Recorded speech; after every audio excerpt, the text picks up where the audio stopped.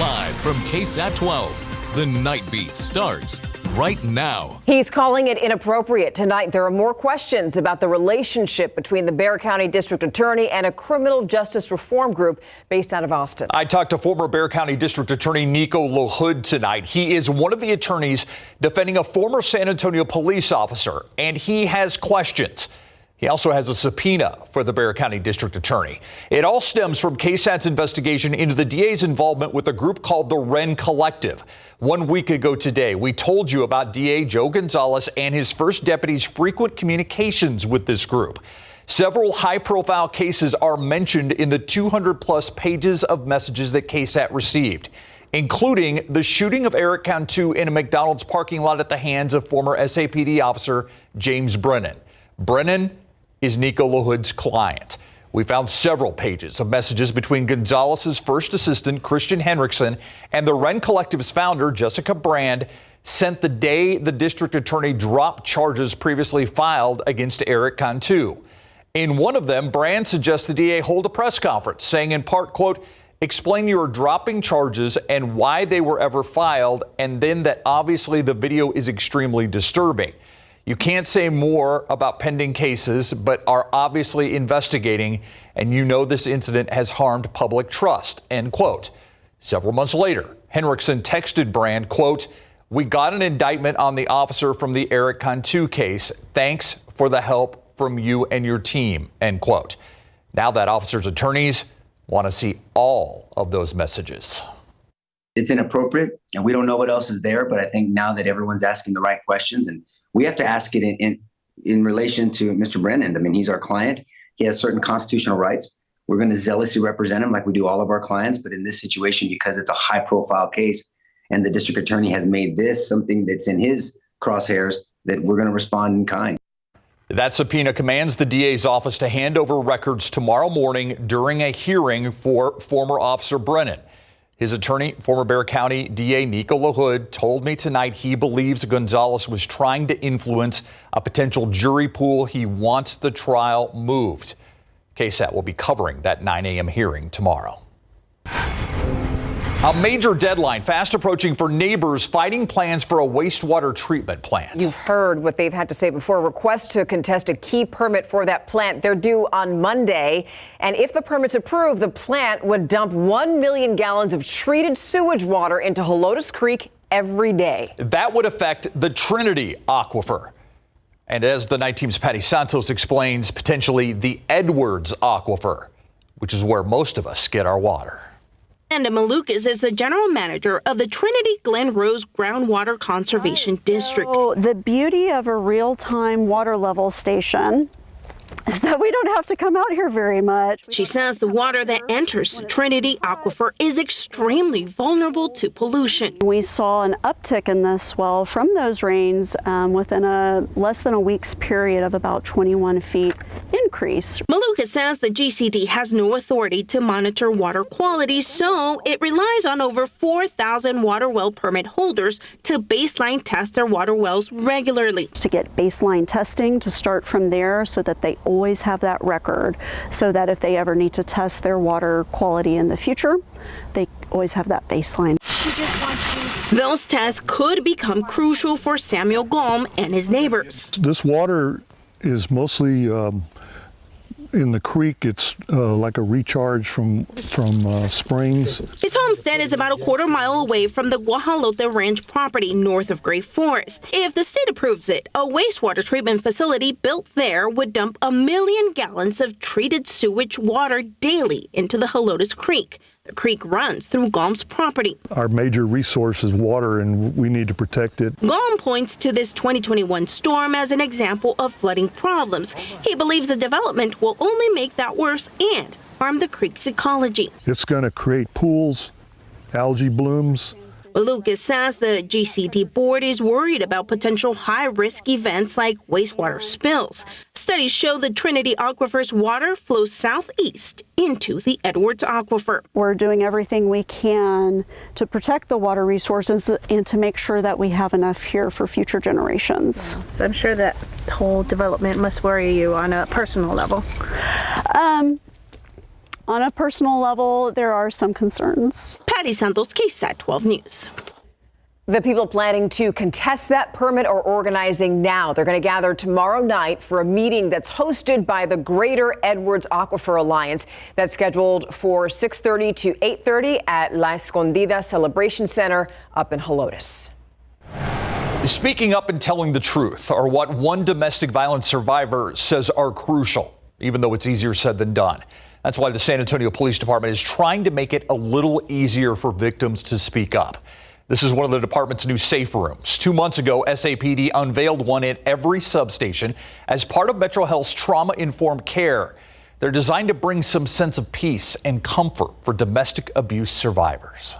That means we are being more sensitive to the way people experience being victim of a crime and communicating with law enforcement, communicating with an advocate.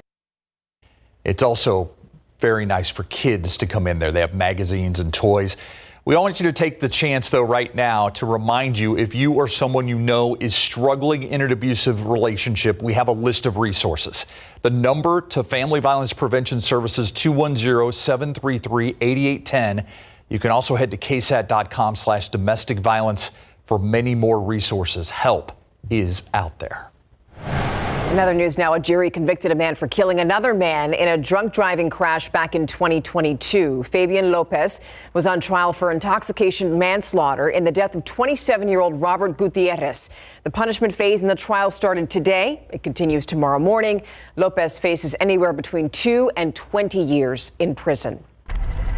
Okay, now I want you to take a really good look at your screen. We're going to show you a picture. Have you seen this girl? This is 14-year-old Madison Marie Manson. The Bexar County Sheriff's Office says she was last seen in the area of Ingram Park Mall. We're told that she has a medical condition that requires attention. So if you know where she might be, call the Sheriff's Office. The number's on your screen. It's 210-335-6000. The coronavirus still making its presence felt here in Bexar County. I want to show you the latest case numbers that the county reported earlier today. There are 2,193 new COVID cases here at home. It's a slight drop from the number reported last week. There are no COVID-related deaths, though, to report tonight, so that is good news. Cleanup underway tonight following an apartment fire on the city's northeast side. This was the scene about 5 o'clock at the complex on Randolph Boulevard near I-35. Crews say they arrived on scene to lots of smoke and flames. Luckily, they were able to contain the fire without anyone getting hurt. Right now, the apartment managers and the Red Cross helping those who will be displaced tonight. Crews say a stove in one of the apartments actually sparked the fire. A Senate bill that would have boosted border security and sent funding to Ukraine is all but dead. Republicans said they won't support it, even after a bipartisan group of lawmakers worked together on that deal. President Donald Trump told the GOP not to support the plan. But a group of South Texas mayors are firmly behind that bill. That list includes San Antonio Mayor Ron Nirenberg. Nirenberg on X, formerly known as Twitter, saying, quote, "The bipartisan border bill is a step in the right direction, especially for work authorization, processing, and major funding that would assist initiatives like San Antonio's Migrant Resource Center. Killing a bill at Trump's direction helps no one." Now back to Congress.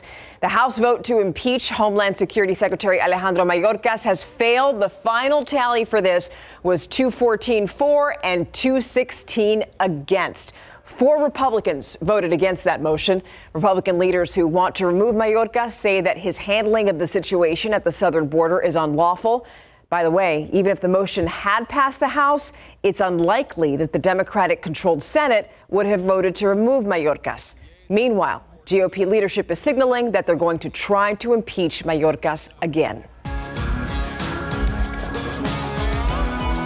On a lighter note, a happier note, the 75th San Antonio Stock Show and Rodeo is just about here, and so are the trail riders. Yeah, it's an annual tradition. The trail riders come into town on horseback to mark the beginning of the rodeo season. And tonight we caught up with a group who stopped in Lavernia on their way to San Antonio, all the way from Cuero.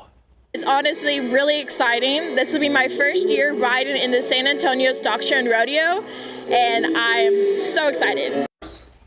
Tomorrow, the Chill Riders are going to depart Livonia and head for Atkins, and from there to the Bexar County Livestock Grounds. KSAT's going to show you the rodeo's opening round of competition Thursday night live right here. Coverage starts at 7 o'clock, followed by an hour-long rodeo special at 9, right before the Nightbeat starts at 10. You can tune in on air on our website or any of our streaming platforms on Thursday. We've got a complete breakdown of transportation, tickets, music acts, parking, and more on our website right now. Just scan this QR code on your screen to find everything you need to know before you go rodeo. And we do mean everything. Yeah. There's a lot there. Okay, we have so many events here. You know what else is just around the corner? Fiesta. And today we got our first look at the new NIOSA medals for 2024. Yeah, one of the most popular events during the Fiesta celebrations, of course. One of its medals features a sun. The other incorporates the popular NIOSA souvenir, a beer cup. Right now on KSAT.com, we have a list of places where you can go buy the medals. Proceeds go to support the Conservation Society of San Antonio. They put on NIOSA. NIOSA, by the way, starts April 23rd. Mark that down. It'll be here before we know it, right? Coming up, she should be celebrating her son's 25th birthday this year, but instead, David Molek's mother continues to fight for change after her son took his own life when he was a teenager after cyberbullying. The latest push for legislation that could help prevent online abuse, that is next on the Nightbeat.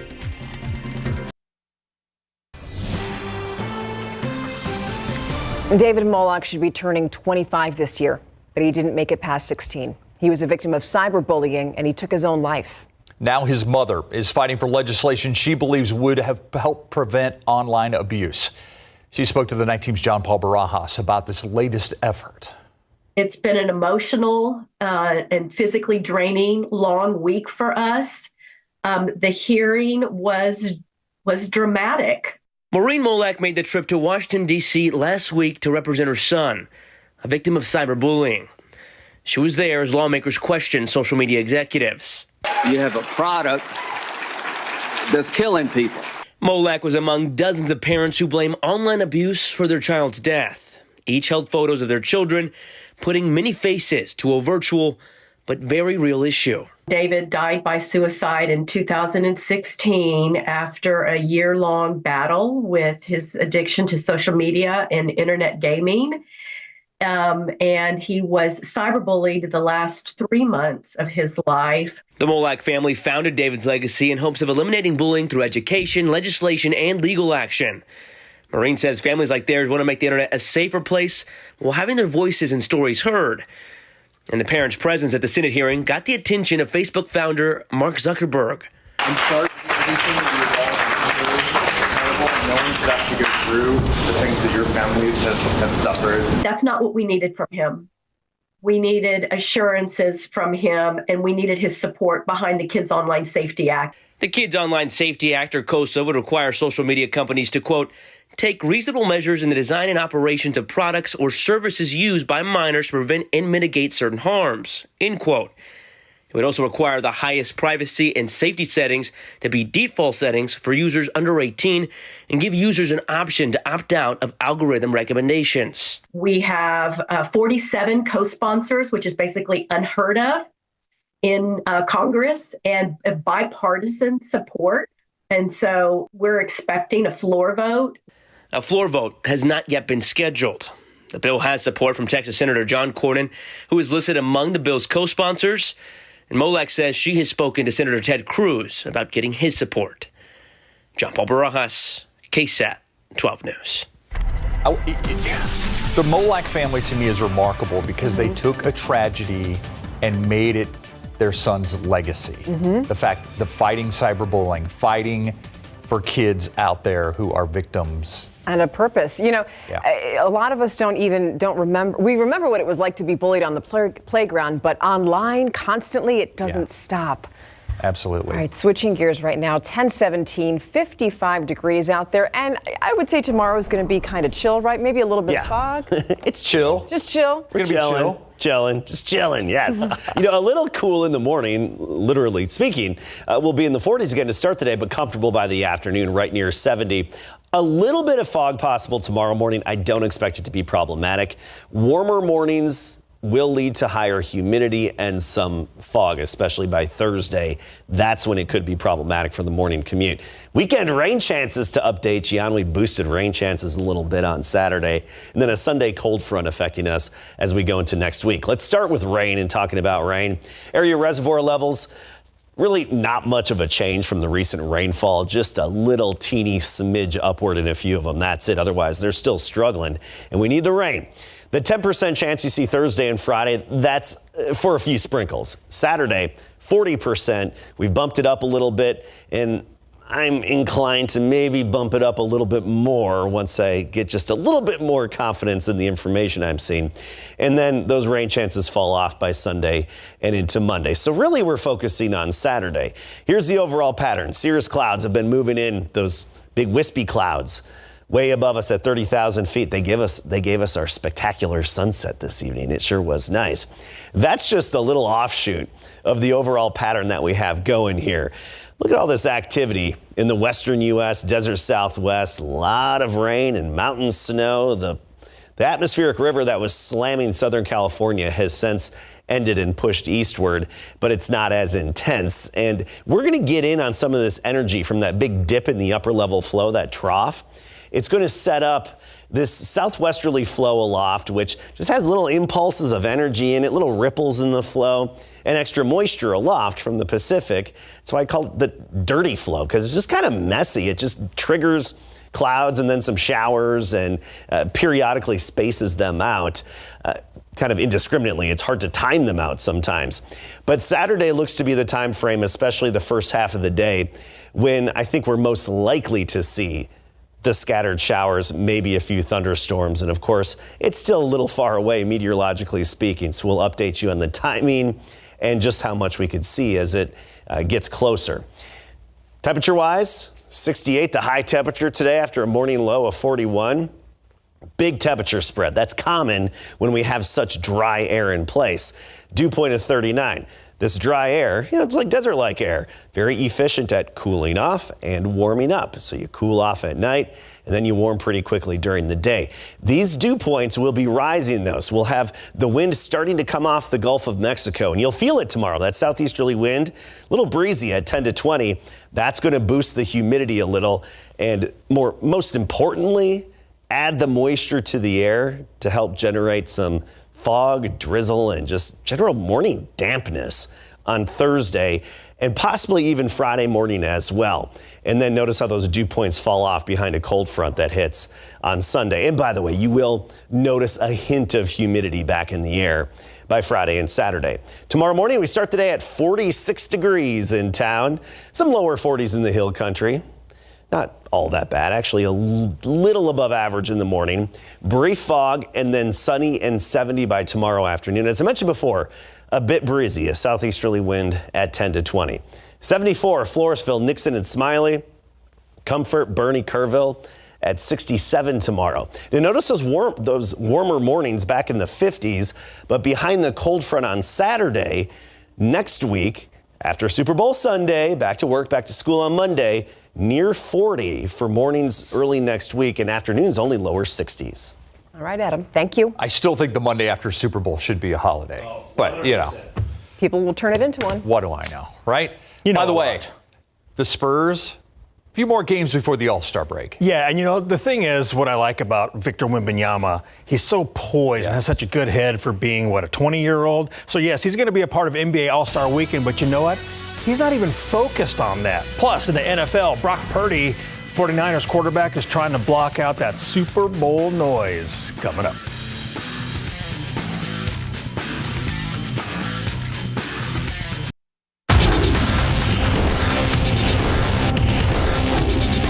I'm from Texas, so I like the queso. I know it's like a slept on, but I gotta have a good queso before. That's what I really want to get to. Who has a better beer? Ooh, me, because it's red. It's gingery. There's an In-N-Out burger right across the street. You can check it out. Thanks, man. Not as good as bratwurst. Both the Chiefs and Niners had a good time on opening night, but today was back to business for the Super Bowl 58 participants in big board sports. All right, so the Spurs roster that left for Miami to start off the Rodeo road trip might not be the same one that finishes the road trip. And it's like this every year around this time because of the NBA trade deadline. And this year, the deadline is Thursday, 2 p.m. local time. Teams are running out of time to make some moves. Spurs veteran Doug McDermott knows all about being traded, so it's a trying time for sure. You know, for myself and some of the older guys, we've been through it so many times where we know that anything can happen. You know, obviously we like to stay here. It's a great spot to be, but we also know that they got to look out for the franchise, and if that means trading, I mean, it just, you can't control it. The one day of the year my phone's on ring is the trade deadline day, so or otherwise it's on silent. So if I get a call, I know probably something happened. And we all know Victor Wembanyama isn't going anywhere. And by late next week, he'll be in Indianapolis for NBA All-Star Weekend to take part in the skills competition and the Rising Stars contest. Certainly has to be a sweet moment for the young man. Surprisingly, I haven't paid too much attention to this because we're so focused on the season. But it's it's it's going to be crazy, being part of that event, and it's of course it's going to be the one for a weekend is going to be the one place for international basketball, and it's just special. Wemby was suited up for Team Pau, as in former Spur Pau Gasol in the Rising Stars game. Wemby will play with fellow rookie and second overall draft pick Brandon Miller. So Team Jalen, Team Pau, and Team Tamika drafted their players earlier today. Detlef Schrempf will lead the team of 7 NBA G League players. The 9-game Rodeo road trip tips off tomorrow night, 6:30 p.m. at the Miami Heat. In men's college basketball, number 14, Iowa State played at Texas tonight. First half, Taman Lipsey misses, but Robert Jones gets a putback dunk for the Cyclones, and Iowa State led 36-19 at halftime. Texas trailed by as many as 18, but they made it closer late in the second half thanks to Dylan Dessou and his three-point shooting. Texas would get within 3 with 6 seconds to go, but not any closer than that, and Iowa State wins 70-65. It's their first dub in Austin since February 2018, and in a battle of ranked teams, Baylor holds off Texas Tech 79-73. Yesterday, we told you about the San Antonio Brahmas 2024 schedule that kicks off Sunday, March 31st at the Alamo Dome against the DC Defenders, one of 10 regular season games for the Brahmas. Before that, though, the Brahmas will host a kickoff event at the Alamo Dome, and that event is Sunday, February 18th at the Dome from 2 to 4 p.m. Fans will be treated to a panel discussion with the UFL head of football operations, Daryl Johnston, and Brahmas head coach Wade Phillips. The event is free and open to the public with free parking. Kids' activities, chances to win tickets, and signed memorabilia will also be available. It's back to business for the Chiefs and Niners after the break. Football coverage brought to you by Davis Law Firm. The Super Bowl has taken over Las Vegas as the San Francisco 49ers and the Kansas City Chiefs get ready to battle in Super Bowl 58. For Chiefs quarterback Patrick Mahomes, this marks his 4th Super Bowl appearance, and so far he's 2-1 in the big game. On the flip side, this is the first Super Bowl for Niners QB Brock Purdy, who was selected last in the 2024 NFL Draft. It's going to come down to Sunday. We're playing for 3.5 hours, and how can I play my best brand of football for this organization and my teammates? That's what the ultimate goal is, and that's what I understand that.